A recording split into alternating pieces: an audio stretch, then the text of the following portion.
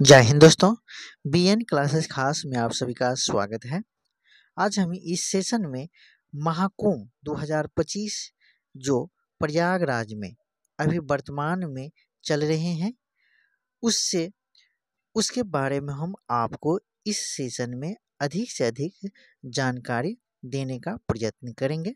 तो आप लोग इन सभी को ठीक से देखिएगा और मैं आप लोगों को अच्छा से समझाने का प्रयास करूँगा। ठीक है, तो चलते हैं हम आगे। यहाँ पर दिया हुआ है कि महाकुंभ 2025 शुरू हो चुका है। ये बात सही है, जो आपका 13 जनवरी से शुरू हुआ है और 26 फरवरी तक आप लोगों को बीच रहने वाली है। ठीक है, फिर यहाँ पर 2025 तक प्रयागराज में आयोजित किया जा रहा है महाकुंभ और इसके ऐतिहासिक और सांस्कृतिक महत्व के बारे में आपके ज्ञान का परीक्षण क्या है? आपके ज्ञान का परीक्षण करने के लिए यहाँ पे एरर हो गया। 29 समान ज्ञान के प्रश्न दिए गए हैं। ठीक है, जो हम आप लोगों को आगे करवाएंगे। और इसके बाद यहाँ पर देखिएगा तो क्या दिया है कि कुंभ मेले के संदर्भ में कुंभ शब्द का क्या अर्थ है? तो यहाँ पर इसका उत्तर क्या होगा? घड़ा या बर्तन।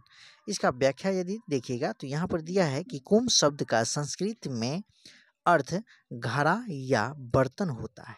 ठीक है, कुंभ शब्द का मूल शब्द कुंभक क्या है? कुंभक, जो आगे क्या दिया हुआ है? कुंभक अमरता के अमृत का पवित्र घड़ा से आया है। अमरता के पवित्र घड़ा से आया है। फिर यहाँ पे देखिएगा, एक ही स्थान पर दो महाकुंभ मेलों के बीच का समय अंतराल कितना होता है? तो आपका राइट आंसर क्या होगा? 12 वर्ष का होता है। ये याद रखेंगे। इसके साथ साथ हम आगे बढ़ेंगे। यहाँ पर देखिएगा दोस्तों कि हमारे भारत में 4 शहर में महाकुंभ मेले की मेजबानी करते हैं। हमारे भारत में क्या है? तो 4 जगहों पर महाकुंभ या कुंभ लगते हैं। कहाँ लगते हैं? तो यहाँ पर हरिद्वार में, ठीक है, इसके बाद इलाहाबाद में। इलाहाबाद ये प्राचीन नाम है, प्राचीन नाम नहीं कहिएगा, ये इलाहाबाद। इससे पहले अभी वर्तमान से पहले नाम क्या था? इलाहाबाद। लेकिन अभी वर्तमान में क्या हो गया है? इसका इलाहाबाद का नाम बदल करके प्रयागराज कर दिया गया है। ठीक है, प्रयागराज के नाम से हम लोग जानते हैं। इसके बाद जो यूपी में पड़ता है, उत्तर प्रदेश में, और नासिक और उज्जैन, वो जहाँ पर जो यह हमारे भारत के अंतर्गत वो महाकुंभ या कुंभ मेला जो लगते हैं, तो कोई न कोई नदी के किनारे पर बसा हुआ है ना। तो यहाँ पर इसका व्याख्या देखिएगा। व्याख्या, तो महाकुंभ मेला हरिद्वार कहाँ पर, किस नदी के तट पर? तो गंगा नदी के तट पर लगते हैं। इसके बाद प्रयागराज, जो इससे पहले नाम प्रयागराज का क्या था? तो इलाहाबाद, है ना। तो ये प्रयागराज क्या है, कहाँ पर लगता है? तो यहाँ त्रिवेणी संगम पर। त्रिवेणी संगम का मतलब हुआ आपका गंगा, यमुना और सरस्वती। ठीक है, सरस्वती, ये तीनों नदी को संगम पर लगता है। फिर यहाँ पर देखा जाए, और यहाँ पर नासिक का क्या है? नासिक क्या है? नासिक नदी के तट पर। ठीक है, नासिक जो है गोदावरी नदी के तट पर लगते हैं। फिर यहाँ पर उज्जैन जो है शिप्रा नदी के तट पर। समझ गए? तो कोई न कोई नदी पर लगता है। फिर आगे हम बात करते हैं। आगे यहाँ पे देखिएगा तो दिया है क्या कि इलाहाबाद प्रयागराज में महाकुंभ मेला किन नदियों के संगम पर लगता है? तो आपका उत्तर क्या होगा? त्रिवेणी संगम। त्रिवेणी संगम का मतलब क्या? 3 नदियों का संगम।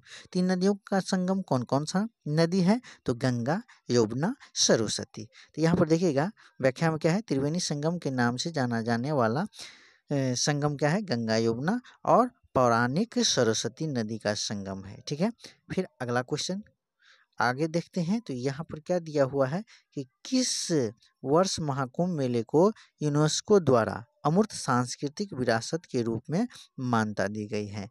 तो अमूर्त सांस्कृतिक रूप में मान्यता दी गई है आपका आपका 17 में, 2017 में। यहाँ पर व्याख्या देखिएगा तो इस त्योहार 2017 में यूनेस्को के मानवता की अमूर्त सांस्कृतिक विरासत की प्रतिनिधि सूची में अंकित किया गया था। इसके वैश्विक सांस्कृतिक महत्व और परंपराओं को संरक्षित करने में इसकी भूमिका पर प्रकाश डालता है। आगे देखते हैं। आगे देखते हैं तो क्या है कि कुंभ मेले में कौन सी पौराणिक घटना जुड़ी हुई है। कुंभ मेले में कौन सी पौराणिक घटना घटी हुई है। तो यहाँ पर क्या है तो यहाँ पर क्या है, कौन सी घटना घटी है। तो राइट आंसर क्या होगा, समुद्र मंथन की घटना घटी है।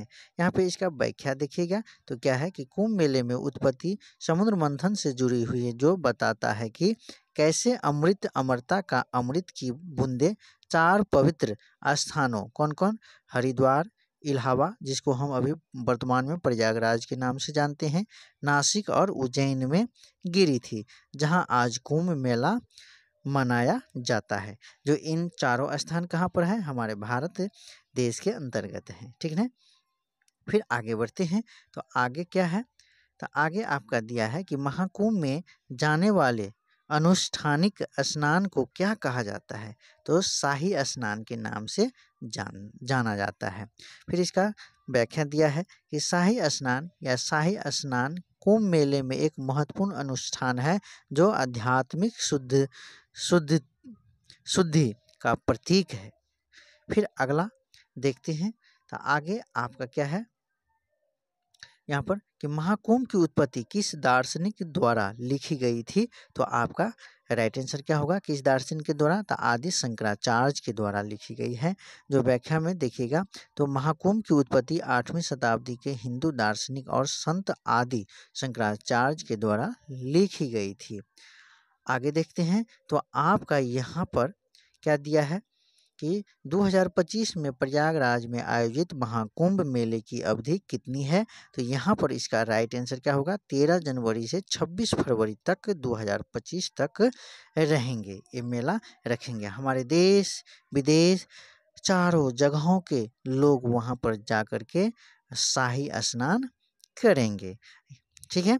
तो यहाँ पर आपका इसका व्याख्या क्या दिया है कि प्रयागराज में महाकुंभ मेला 13 जनवरी से शुरू हुआ है और अभी वर्तमान में 26 फरवरी 2025 तक जो आपका कुल दिन कितना होता है, 45 दिनों की अवधि में आयोजित होने वाला मेला है। ठीक है, जो वर्तमान में लगे हुए हैं। ठीक है, और बढ़ते हैं हम आप लोगों को, यदि आप लोग का ये सेशन अच्छा लगे दोस्तों तो BN क्लासेस खास चैनल को अधिक से अधिक लाइक और सब्सक्राइब करें। अब हम यहाँ से MCQ क्वेश्चन लगाते हैं, जो आप लोग को आने वाले एग्जाम में बहुत हेल्पफुल साबित होने वाला है। यदि अच्छा लगे तो आप लोग इस सेशन को अधिक से अधिक शेयर कीजिएगा। बढ़ते हैं क्वेश्चन नंबर 1। तो 1 नंबर क्वेश्चन को देखिएगा तो यहाँ पर दिया है कि महाकुंभ मेला एक ही जगह अब कब आयोजित किया जा सकता है। क्या दिया है प्रश्न कि महाकुंभ मेला एक ही जगह कब आयोजित किया जा सकता है। तो राइट आंसर क्या होगा, तो आपका राइट आंसर क्या होगा, तो ऑप्शन नंबर क्या होगा, ऑप्शन नंबर डी होगा। क्या है, तो 144 साल के बाद फिर पुनः उस जगह पे महाकुंभ मेला लगता है।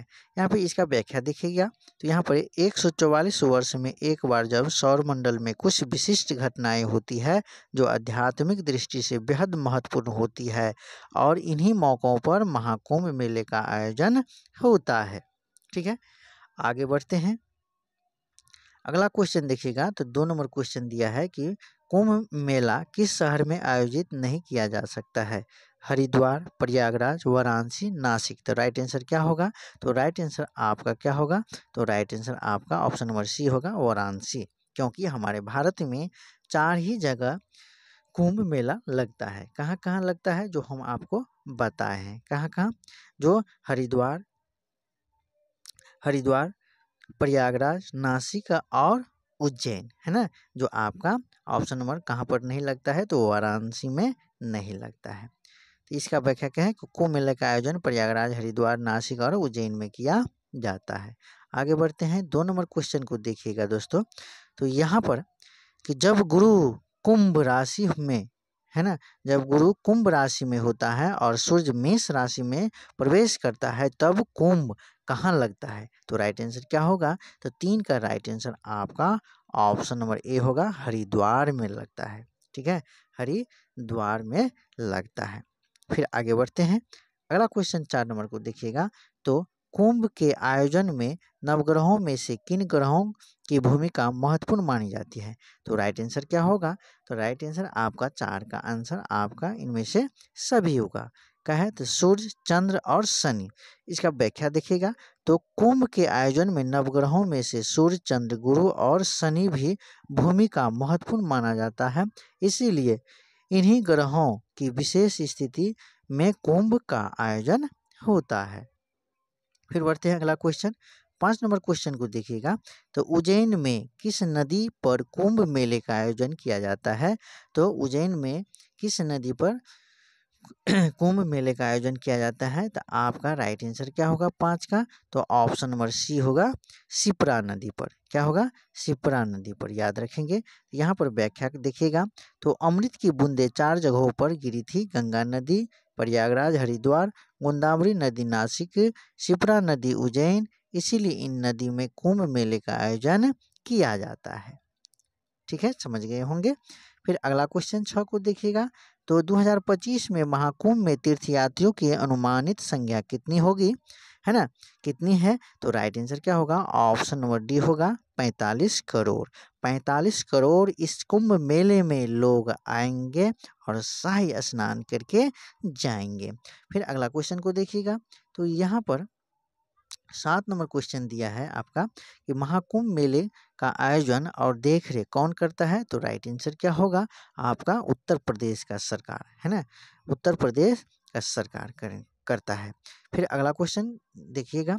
तो 8 नंबर क्वेश्चन है कि भारत में सबसे पुराना कुंभ मेला, ठीक है, कुंभ मेला स्थल कौन सा है? तो राइट आंसर क्या होगा? तो 8 का राइट आंसर आपका प्रयागराज, जिसको इससे पहले क्या नाम था प्रयागराज का? इलाहाबाद, है ना, जो बदल करके प्रयागराज वर्तमान में नाम रखा गया है। फिर 9 नंबर क्वेश्चन को देखेंगे। तो महाकुंभ मेले के समापन का प्रतीक कौन सा त्योहार है? तो राइट आंसर क्या होगा? तो 9 का राइट आंसर आपका ऑप्शन नंबर सी होगा, माघी पूर्णिमा। माघी पूर्णिमा के त्योहार के नाम से जानते हैं। फिर अगला क्वेश्चन को देखिएगा। तो यहाँ पर 10 नंबर क्वेश्चन है कि त्रिवेणी संगम पर सरस्वती नदी किसका प्रतीक है? त्रिवेणी संगम पर सरस्वती नदी किसका प्रतीक है? तो राइट आंसर क्या होगा? ऑप्शन नंबर बी होगा, पौराणिक अदृश्य नदी की। पौराणिक अदृश्य नदी की। फिर अगला क्वेश्चन देखते हैं। तो यहाँ पर महाकुंभ मेले का समय चक्र कितना है? तो महाकुंभ मेले का समय चक्र आपका राइट आंसर क्या होगा?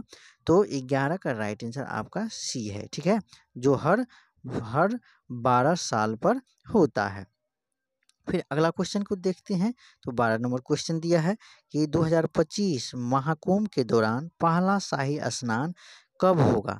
तो पहला शाही स्नान कब होगा? तो 12 का right answer option number A होगा, मकर संक्रांति को, जो जनवरी 14 जनवरी को मकर संक्रांति के दिन, है ना, जो शाही स्नान के पहला शाही स्नान के नाम से जानते हैं। किस दिन? तो मकर संक्रांति को। महाकुंभ के दौरान पहला शाही स्नान, तो वही मकर संक्रांति 14 तारीख को पड़ता है हर एक वर्ष। फिर यहाँ पर देखते हैं। तो 13 नंबर क्वेश्चन को देखिएगा। तो किस हिंदू ग्रंथ में कुंभ मेले की उत्पत्ति का उल्लेख है? तो राइट आंसर क्या होगा? 13 का राइट आंसर आपका ऑप्शन नंबर डी होगा, पुराण। अगला क्वेश्चन को देखिएगा। तो 14 नंबर क्वेश्चन है आपका कि किस संगठन ने कुंभ मेले का मानवता का अमूर्त सांस्कृतिक विरासत घोषित किया? तो राइट आंसर क्या होगा? तो 14 का राइट आंसर आपका ऑप्शन नंबर ए होगा, यूनेस्को। यूनेस्को, ठीक है। बढ़ते हैं अगला क्वेश्चन को देखिएगा। तो 15 नंबर क्वेश्चन है कि कुंभ शब्द किसका प्रतीक है? तो कुंभ शब्द किसका प्रतीक है? तो राइट आंसर क्या होगा? ऑप्शन नंबर सी, अमृत का घड़ा। इससे पहले हम बताए थे, तो ये क्या है? अमृत का घड़ा। अगला क्वेश्चन को देखिएगा, तो यहाँ पर 16 नंबर क्वेश्चन है कि कौन से ग्रहों की स्थिति कुंभ मेले का समय निर्धारित करती है। तो राइट आंसर 16 का ऑप्शन नंबर बी होगा, सूर्य, चंद्रमा और बृहस्पति। सूर्य, चंद्रमा और बृहस्पति। फिर अगला क्वेश्चन को देखिएगा, तो 17 नंबर क्वेश्चन दिया है कि कुंभ मेले के दौरान शाही स्नान का मुख्य उद्देश्य क्या है। शाही स्नान का मुख्य उद्देश्य क्या है। तो यहाँ पर इन चारों ऑप्शन में से कौन सा ऑप्शन होगा जो आपका 17 का राइट आंसर है। ठीक है, तो ऑप्शन नंबर बी, जो पापों का नाश करता है ना। इस शाही स्नान करने से हम मानवों को क्या होता है, पापों का नाश होता है। जो लिखा है ऑप्शन बी में, पापों का नाश करना। बढ़ते हैं अगला क्वेश्चन। 18 नंबर क्वेश्चन दिया है कि महाकुंभ मेला आमतौर पर किस महाकुंभ मेला आमतौर पर किस हिंदू महीने में लगता है। तो राइट आंसर क्या होगा। तो राइट आंसर 18 का आपका ऑप्शन नंबर क्या होगा, बी, माघ। माघ महीना के अंतर्गत लगता है। फिर यहाँ पर 19 नंबर क्वेश्चन को देखिएगा, तो त्रिवेणी संगम के लिए जाना जाता है। तो मैंने आप लोगों को बता दिए थे कि त्रिवेणी संगम हम किसको कहेंगे, जहाँ पर 3 नदियों का संगम होता है, मिलन होता है, उसी को हम त्रिवेणी संगम के नाम से जानते हैं। तो राइट आंसर क्या होगा। तो 19 का आपका ऑप्शन नंबर ए होगा, 3 नदियों का संगम। फिर अगला क्वेश्चन को देखिएगा, तो 20 नंबर क्वेश्चन है कि कुंभ मेले में मुख्य रूप से कौन सा हिंदू देवता जुड़ा हुआ है। तो कुंभ मेले में मुख्य रूप से कौन सा हिंदू देवता जुड़ा हुआ है। तो राइट आंसर क्या होगा 20 का, ऑप्शन नंबर बी होगा, विष्णु। विष्णु भगवान है ना, विष्णु भगवान से जुड़ा हुआ है। फिर अगला क्वेश्चन को देखिएगा, तो 21 नंबर क्वेश्चन है कि महाकुंभ में किया जाने वाला प्राथमिक धार्मिक कार्य क्या है। तो प्राथमिक धार्मिक कार्य आपका राइट आंसर क्या होगा, ऑप्शन नंबर सी होगा, नदी में पवित्र स्नान। क्या होगा, नदी में पवित्र स्नान। यहाँ पर वो मेला देखने के लिए जितने भी श्रद्धालुगण जाते हैं, तो वहाँ पर ऐसा नहीं है कि बिना स्नान करके वहाँ से आते हैं। सभी श्रद्धालुगण वहाँ पे जा करके सबसे पहले है ना, गंगा यमुना सरस्वती का मिलन स्थान जहाँ पर है ना, प्रयागराज में, वहाँ पर डुबकी लेकर के तब आते हैं। ठीक है, यदि ये सेशन आप लोग को अच्छा लगा होगा तो दोस्तों ये BN क्लासेस खास चैनल को अधिक से अधिक लाइक और सब्सक्राइब कीजिएगा और दिल से सपोर्ट कीजिएगा। बढ़ते हैं अगला क्वेश्चन। अगला क्वेश्चन आपका दिया हुआ है 22 नंबर क्वेश्चन है कि कुंभ मेले में अखाड़ों का क्या महत्व है। तो अखाड़ों का क्या महत्व है। तो राइट आंसर 22 का कौन सा ऑप्शन होगा, ऑप्शन नंबर बी होगा कि वे शाही स्नान का नेतृत्व करते हैं। अखाड़ों का मतलब होता है शाही स्नान का नेतृत्व करते हैं। फिर अगला क्वेश्चन को देखिएगा, तो 23 नंबर क्वेश्चन है कि किस मुगल सम्राट ने त्रिवेणी संगम के पास किला बनवाया था। बहुत भिड़ा क्वेश्चन है दोस्तों, जो आने वाले एग्जाम में ऐसा नहीं है कि ये क्वेश्चन नहीं पूछेंगे, है ना। तो आपका राइट आंसर कौन सा ऑप्शन होगा। तो 23 का ऑप्शन नंबर आपका बी होगा, जो मुगल सम्राट कौन थे, अकबर, है ना, अकबर। ये अकबर का किला था। ठीक है, फिर अगला क्वेश्चन को देखिएगा, तो 24 नंबर क्वेश्चन दिया है कि कौन सा प्राचीन ग्रंथ कुंभ से जुड़ी समुद्र मंथन की कहानी का वर्णन करता है। तो राइट आंसर क्या होगा। तो 24 का राइट आंसर आपका ऑप्शन नंबर सी होगा, भागवत पुराण से। किससे, भागवत पुराण से समुद्र मंथन की कहानी का वर्णन किससे है, तो भागवत पुराण से है। अगला क्वेश्चन को देखिएगा, तो 25 नंबर क्वेश्चन है कि त्रिवेणी संगम पर किस नदी को अदृश्य माना जाता है। तो राइट आंसर क्या होगा। तो राइट आंसर आपका क्या होगा। तो 25 का राइट आंसर आपका ऑप्शन नंबर सी होगा, सरस्वती। सरस्वती, त्रिवेणी संगम पर किस नदी को अदृश्य माना जाता है। तो सरस्वती नदी को। ठीक है, बढ़ते हैं अगला क्वेश्चन। अगला क्वेश्चन आपका 26 दिया हुआ है कि किस आध्यात्मिक नेता ने कुंभ मेले को अंतर्राष्ट्रीय स्तर पर लोकप्रिय बनाया है। तो आपका 26 का right answer option number A होगा, स्वामी विवेकानंद। स्वामी विवेकानंद। ठीक है, फिर अगला क्वेश्चन को देखिएगा। अगला क्वेश्चन आपका दिया है 27, कुंभ मेले में नागा साधुओं की कुंभ मेले में नागा साधुओं की क्या खासियत है? तो राइट आंसर कौन सा ऑप्शन होगा? तो 27 का राइट आंसर क्या होगा? ऑप्शन नंबर सी कि वे निर्वस्त्र रहते हैं, निर्वस्त्र रहते हैं। नंगा साधु कैसे रहते हैं? तो निर्वस्त्र यानी कि अपने शरीर के ऊपर कोई भी वस्त्र नहीं रखते हैं। ठीक है, निवृत्त का मतलब यही होता है। ठीक है, फिर यहाँ पर 28 नंबर क्वेश्चन को देखिएगा। तो महाकुंभ के दौरान सबसे ज़्यादा तीर्थयात्री किस भारतीय राज्य में आते हैं? तो महाकुंभ के दौरान सबसे ज़्यादा तीर्थयात्री किस भारतीय राज्य में आते हैं? तो राइट आंसर क्या होगा? जो 28 का आपका ऑप्शन नंबर ए होगा, उत्तर प्रदेश में आते हैं। कहाँ आते हैं? उत्तर प्रदेश में आते हैं। और इस सेशन का आखिरी क्वेश्चन आपका 29 है कि सबसे छोटा कुंभ कौन सा है? सबसे छोटा कुंभ कौन सा है? तो आपका राइट आंसर क्या होगा? Option number B, Magh Mela. क्या होगा? माघ मेला। दोस्तों, यदि ये सेशन आप लोग को अच्छा लगा हो तो आप लोग बीएन क्लासेस खास चैनल को अधिक से अधिक लाइक और सब्सक्राइब और अपने दोस्तों के पास अधिक से अधिक शेयर कीजिएगा दोस्तों, और दिल से सपोर्ट कीजिएगा। फिर हम आते हैं अगले सेशन को लेकर के, जिससे ऐसा नहीं है कि ऐसा क्वेश्चन लेकर के नहीं आएंगे जो एग्जाम में नहीं मिले। जो एग्जाम में क्वेश्चन आएंगे वो क्वेश्चन हम आप लोगों को अधिक से अधिक संभावना बनेगा कि जो इस सेशन में हम करवाएंगे, तो आप लोग को निश्चित है कि आने वाले एग्जाम में प्रश्न आपको अधिक से अधिक मिलेंगे। तो दोस्तों, बीएन क्लासेस खास चैनल को अधिक से अधिक लाइक और सब्सक्राइब कीजिएगा और दिल से सपोर्ट कीजिएगा, दिल से सपोर्ट कीजिएगा। धन्यवाद। मिलते हैं फिर अगले सेशन को लेकर के। तब तक के लिए जय हिंद, जय भारत।